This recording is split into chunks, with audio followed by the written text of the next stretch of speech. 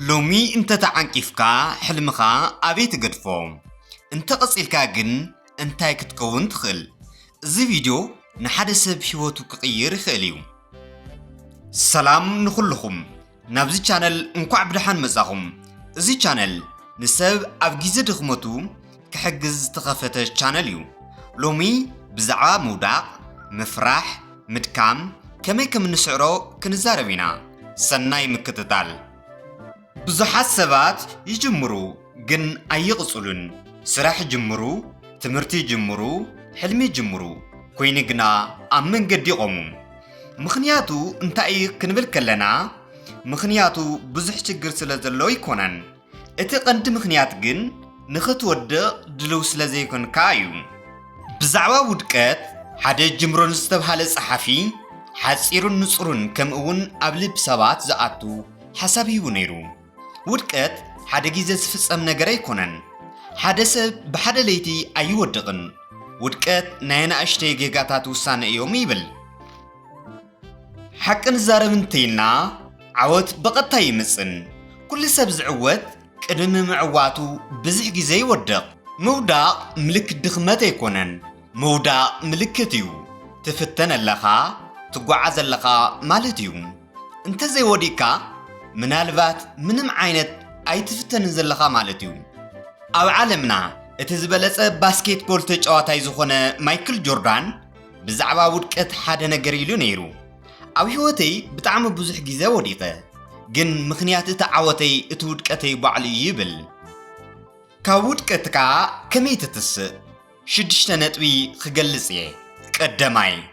ውድቀትካ ከም ትምህርቲ ረኣዮ ኣነ ይክእልን ኣይትበል እቲ ዝሕሸ መንገዲ እንታይ ተማሂረ ምባል እዩ እቲ ዝሕሸ ሰብ ካብ ገይግኡ ይዝምሃር ካልኣይ ጌጋኻ ብሓቂ መርምር ኣነ ዝኾነ ነገር ኣይሰርሕና ኣይትበል ኢኻ እንታይ ክቕይር ይግባእ በል ውድቀት ብሓሳብ እንተመርሚርካዮ መምህሪ ዝኸውን ሳልሳይ ሓሳብካ ቀይር ውድቀት እቲ ናይ መወዳእታ መንገዲ ኣይኮነን ውድቀት እቲ ናይ መጀመርያ ሓድሽ መንገዲ እዩ ራብዓይ ንእሽተይ ስጉምቲ ንድሕሪት ዘይኮነስ ንቅድሚት ግበር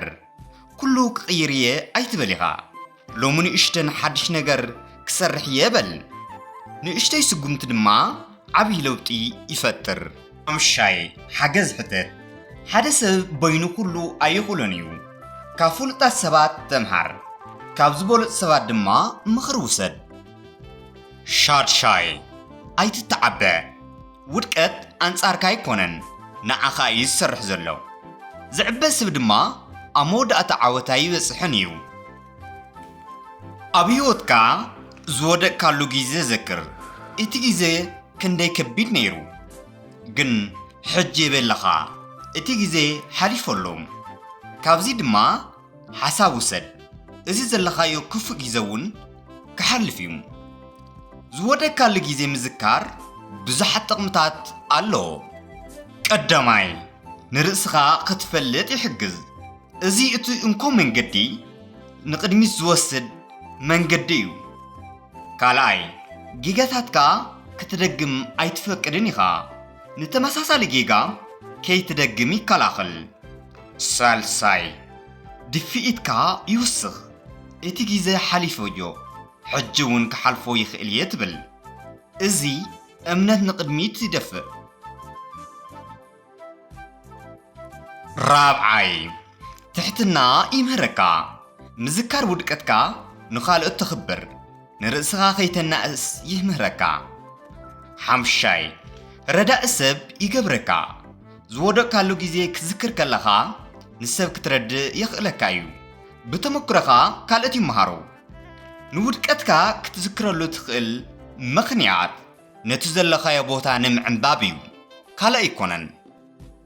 እተተዓንቂፍካ እዞም 3 ነገራት ግበር ቀዳማይ ንርእስኻ ኣይትወንጅል ንርእስኻ ምውንጃል ሰብኣዊ ስሕተት እዩ ንርእስኻ ኣይትወንጅል ክበሃል ከሎ ንርእስኻ ከም ጸላኣይ ትረአ ብውድቀትካ ምኽንያት ንዓርስኻ ኣይትቃጽል ኣነ ጥፉእ እየ ኣይትበል ንኣብነት እንተወዲቕካ ኣነ ኩሉ ነገር ኣይክእልን ኣነኮ ጊዜ ዘጥፋእኹ ሰብ እየ ምባል ማለት እዩ